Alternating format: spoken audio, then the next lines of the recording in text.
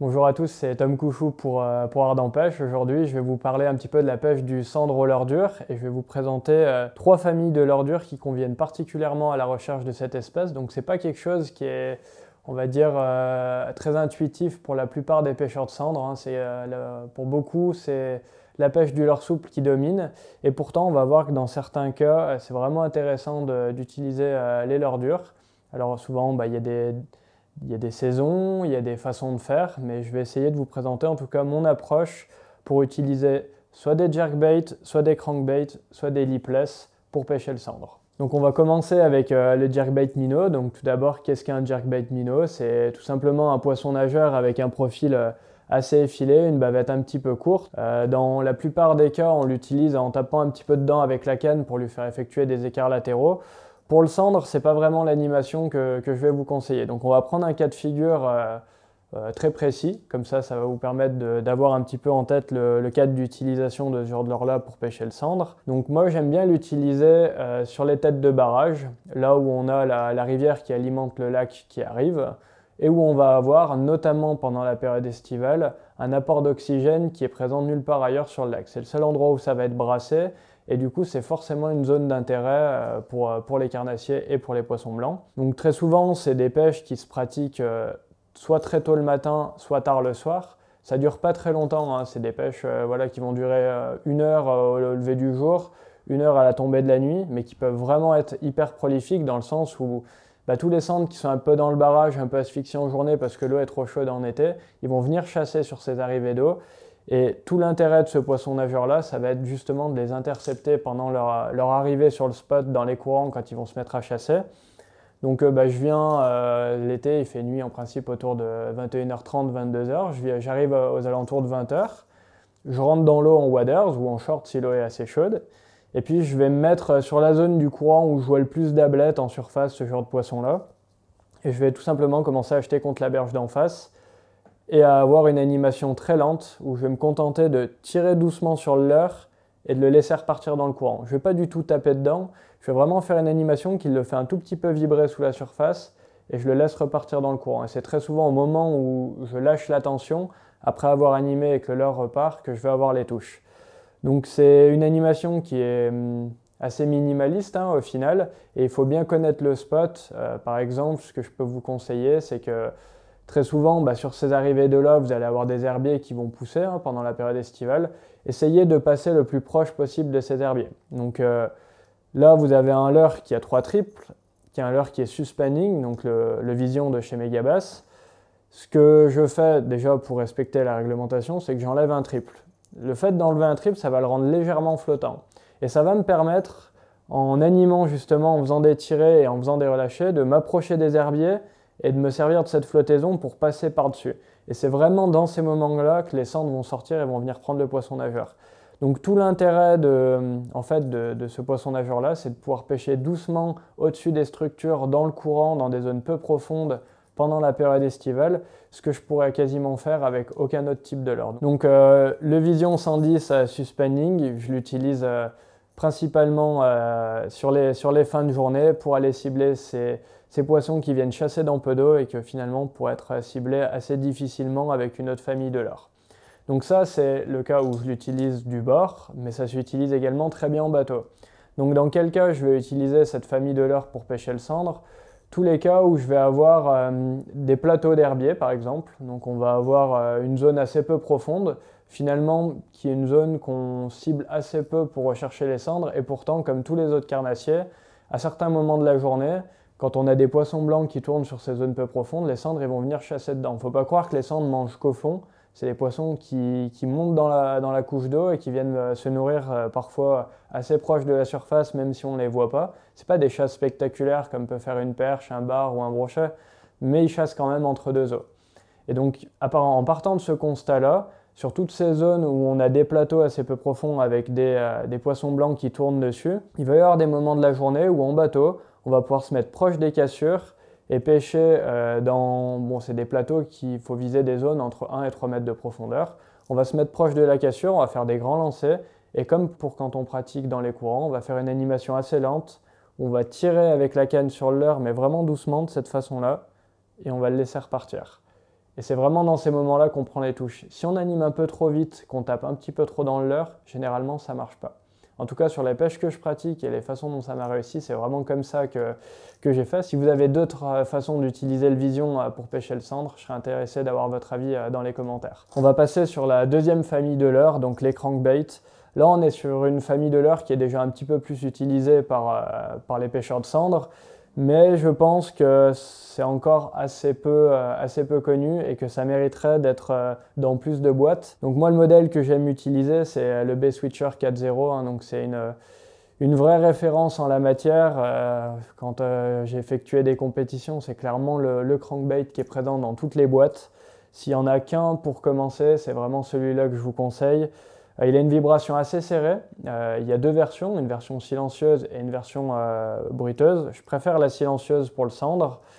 Dans quel cas je vais l'utiliser? Alors il y a particulièrement 2 moments de l'année où je vais utiliser un crankbait sur le sandre.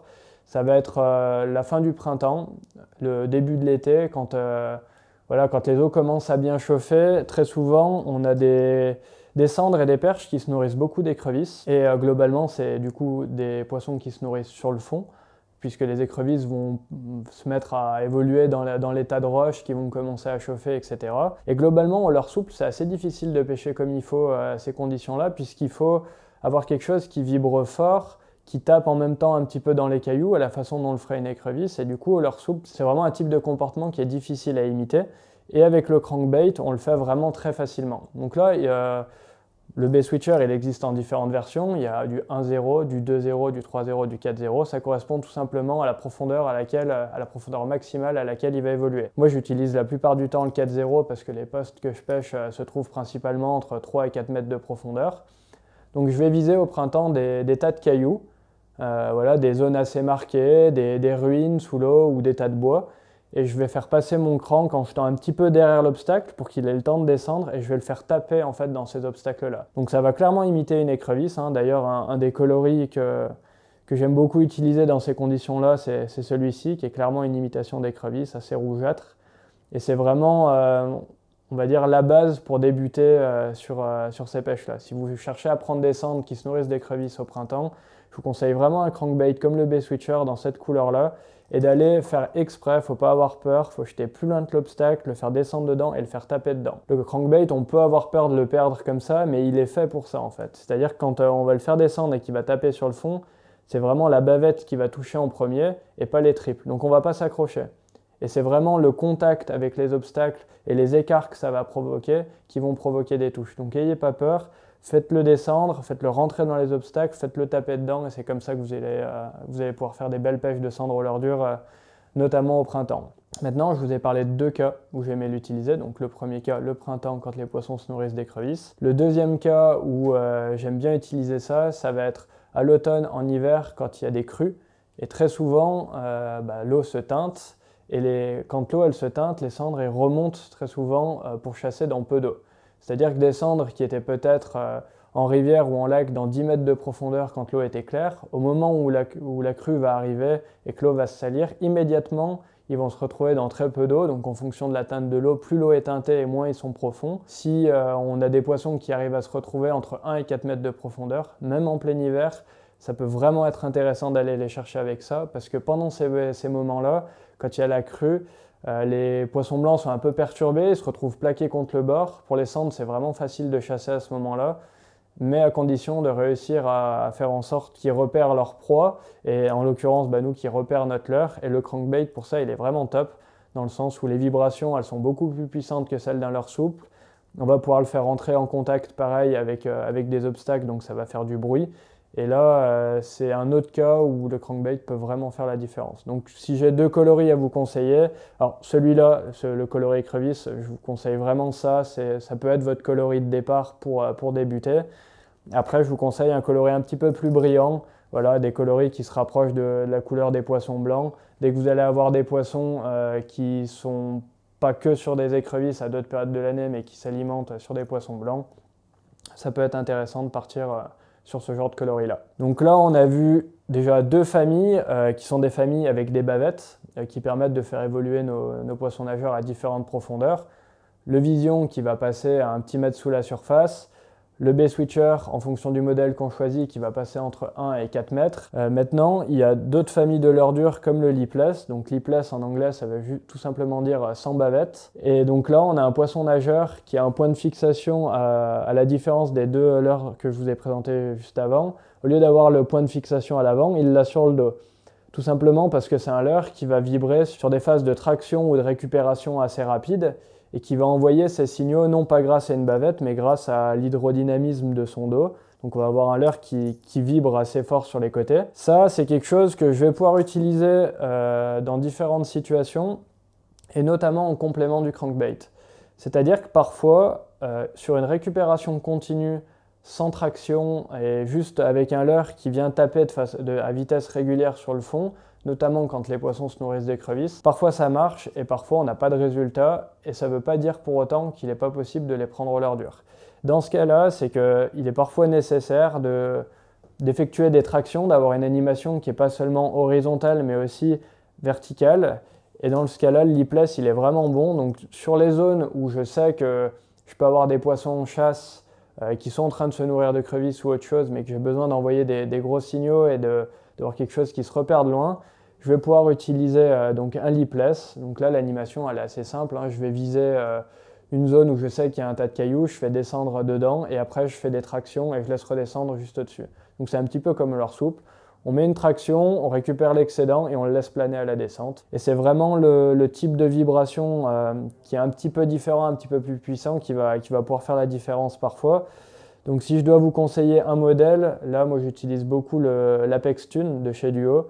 Il est très dense, donc il permet facilement de pêcher des zones où il y a entre 5 et 10 mètres de profondeur, ce qui est souvent nécessaire quand on pêche les cendres, et qui va vous permettre, en complément du bait-switcher, d'aller chercher au leurre dur des poissons qui sont situés un petit peu plus en profondeur, puisque le bait-switcher, jusqu'à maintenant, s'arrêtait à un modèle en 4.0 qui descend à 4 mètres. Cette année, on va avoir un modèle en 6.0 qui va permettre d'aller jusqu'à 6 mètres. Mais si vous voulez aller plus bas et pêcher des poissons qui se trouvent un petit peu plus bas avec un leurre dur, je vous conseille de partir sur un Apex, par exemple, ça fonctionne très bien. Donc, un cas où je l'utilise, c'est en bateau pour pêcher par-dessus les obstacles que j'ai repérés, par exemple au sondeur, comme je vous disais au printemps, quand je sais que les poissons se nourrissent d'écrevisses. Voilà. La vibration des leurres durs correspond vraiment à ce type de proie-là, et autant le lipless que le crankbait, chacun à leur façon, vont pouvoir très bien imiter une écrevisse et vous permettre d'avoir de bons résultats. Mais c'est aussi un leurre que je vais utiliser du bord, et notamment quand je pêche en lac de barrage à l'automne sur des grandes plages où je vais au départ chaque année devoir trouver un petit peu les zones de concentration, même si quand on connaît son lac, au bout d'un moment on sait où ça va se passer en théorie. C'est un très bon leurre de prospection pour plusieurs choses. Déjà, ça se jette très loin. Donc ça va nous permettre, quand on pêche du bord en lac de barrage où il y a des grandes plages où on ne sait pas trop si les poissons vont être à 30 mètres à droite ou à 50 mètres à gauche, de se déplacer assez rapidement, de faire des grands lancers, d'avoir quelque chose qui vibre fort. Et ça, c'est vraiment le premier intérêt de ce leurre-là. Et maintenant, le deuxième, comme je vous disais, si je vous parle de l'Apex, c'est aussi parce que c'est un leurre qui coule vite et qui va vous permettre, peu importe la profondeur à laquelle se trouvent les poissons, d'aller les chercher. C'est-à-dire que si on avait un lipless un peu moins dense, c'est parfois compliqué d'aller pêcher dans 10 mètres de profondeur si on a un petit peu de vent, etc. Donc c'est vraiment une très belle référence si vous cherchez un poisson nageur qui va vous permettre de battre rapidement du terrain et de pêcher en profondeur. L'Apex, c'est vraiment un très bon leurre pour ça. Avant de terminer, je voulais vous faire un petit point sur la canne qu'on va devoir utiliser pour ce genre de leurre. Donc la petite différence entre une bonne canne pour pêcher au leurre dur et au leurre souple, c'est un petit peu toujours la même, qu'on pêche la truite, le brochet ou le cendre. Très souvent, les leurres durs sont moins bien engamés que les leurres souples, ce qui implique qu'on a plus de chances de décrocher les poissons. Ils les engament moins tout simplement parce qu'à l'aspiration, ça rentre moins dans la bouche. Et du coup, il va nous falloir une canne un petit peu plus souple en pointe, déjà pour éviter de trop décrocher les poissons pendant les combats. Donc j'utilise une seule canne pour les 3 familles de leurres que je vous ai présentées, c'est la 73e. Donc elle a la particularité d'avoir une plage de puissance, une action et une longueur qui vont très bien correspondre à toutes ces pêches. Qu'on pêche du bord ou en bateau, ça passera vraiment partout. On peut lui mettre un crankbait dans le sens où la pointe elle est suffisamment souple pour bien encaisser les vibrations et vous permettre de faire cette pêche-là sans que ça devienne désagréable. Elle va avoir la pointe qu'il faut aussi pour bien amortir les coups de tête d'un cendre qui aurait un poisson nageur comme le Vision juste agrafé au bord de la gueule, comme ça arrive souvent. Ça va bien amortir, ça va vous éviter de le décrocher. Et puis en principe, là-dessus, je mets un moulinet voilà, en taille 2005, ça va très très bien. Chacun a son point de vue, mais moi j'aime bien utiliser une agrafe. Donc si jamais vous voulez partir sur une agrafe qui est vraiment bien adaptée pour bien faire nager vos poissons nageurs, je vous conseille la V-Snap de chez Decoy, qui sera parfaite pour les 3 poissons nageurs que je vous ai présentés aujourd'hui. Voilà, donc ça a été assez complet, j'espère que ça vous aura intéressé, j'espère que ça vous aura permis d'avoir des cordes à votre arc en plus pour chercher les cendres, de vous diversifier un petit peu de l'utilisation unique des leurres souples. Et puis si jamais il y a des choses qui n'ont pas été traitées comme il faut, s'il vous reste des questions, n'hésitez pas à nous les laisser dans les commentaires et on viendra vous répondre. À bientôt.